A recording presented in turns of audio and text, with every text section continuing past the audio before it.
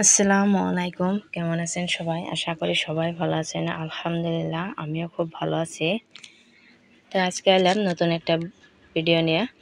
তো আমি ওইরকম ঘোরাঘুরি ভিডিও দিতে পারি না। তো আমি যেগুলা কাজ রুমে করি ওইগুলাই আপনাদের সাথে শেয়ার করি। তো আজকে সকালের ব্লগ। তো ঘুমিয়ে উঠে ব্রাশ করে আমার বাচ্চার জন্য প্রথমে আমি ব্রেকফাস্ট বানাইছি, কারণ আমার বাচ্চার স্কুল খুলছে, মানে 2 দিন স্কুল বন্ধ আছিল। 2 দিন স্কুল বন্ধর পরে আজকে স্কুল খুলছে। তো ওর জন্য টিফিন প্লাস ব্রেকফাস্ট দুইটাই আমি বানাইলাম সকালে।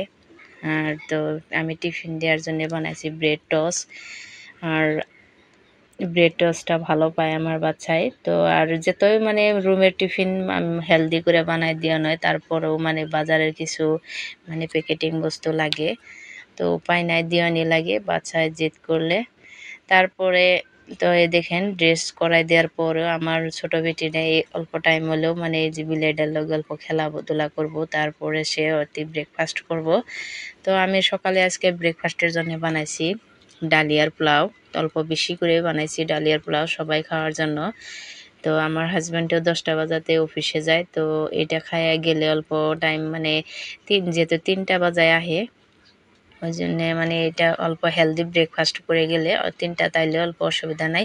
আর এইটা ডালিয়ার পোলাওটা আপনারা লাঞ্চে ডিনারেও রাখতে পারেন, আর খুবই হেলদি।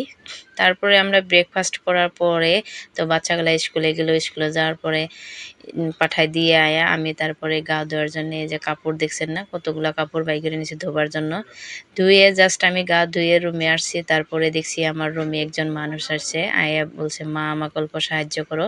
তো সাহায্য করার জন্য আমি বললাম আপনি কি চাউল নেন? কয় না মা আমি চাউল নিই না, আমার হাজব্যান্ডের বেমার, আমার অল্প কিছু পয়সাপাতি দিয়ে সাহায্য করো। আর আমাকে যদি তোমার পুরানা কাপড় থাকে, নাইটি থাকে, আমাকে দাও। নাইটি তো দেওয়া যায় না, মানসিক নাইটি রাব ইউজ করা কাপড় একজনে পিললে আরেকজনে দেওয়া যায় না। তো আমার কিছু চুড়িদার আছিল, আমার নতুন চুড়িদার, এটা হালদি কালার চুড়িদারটা দেখছেন যে ওটা আমি ফিটিংয়ে করি না, নতুন আসলে আমি দিয়ে দিলাম। তারপরে 100 টাকা আছিল আমার কাছে, তো 100 টাকা দিলাম। তারপরে তো ওই যে কিছু আমার চুড়িদার আছিল, একদিন 2 দিন পিন্দা, বেশি দিন পিন্দা না। চুড়িদারগুলা দেওয়া যায় কিন্তু নাইটিগুলা মানুষের দেওয়া যায় না। চুড়িদারগুলা যেহেতু আমরা বাইরে পিন্দি অল্প বেশি দিন পিন্দাও হয় নাই আমার ওরকম, তো অল্প নতুনই আছে। তো ওইগুলা কাপড় দিলাম, দেওয়ার পরে অনেক খুশি হয়েছে, মানে অনেক দোয়া করলো আমার জন্যে।